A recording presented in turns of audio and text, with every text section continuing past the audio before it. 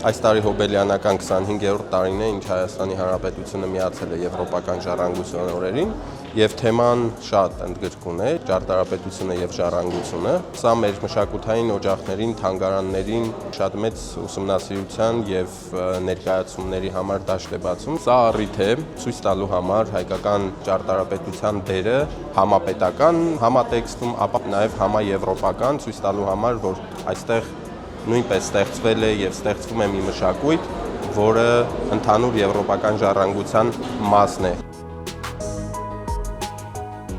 Գաֆէսյան արվեստի կենտրոնը ավելի քան 10 տարի է միանում է համաեվրոպական այս շատ կարևոր երևույթին, կարելի ասել տոն է մեզ համար նույնիսկ, եւ այս տարի էլ ճարտարապետական ժառանգության թեման է,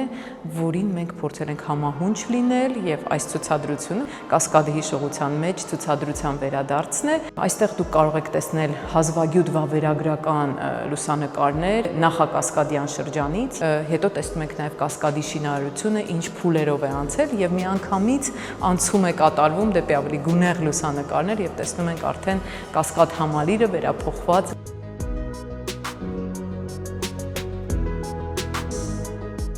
Ամեն տարի Եվրոպական ժառանգության օրերի համար ԿԳՄՍ-ն իջեցնում է խորագիր եւ այս տարվա խորագիրը շատ հետաքրքիր էր։ Մենք գիտեինք, որ Խոջիվան գիրքը տպագրվել է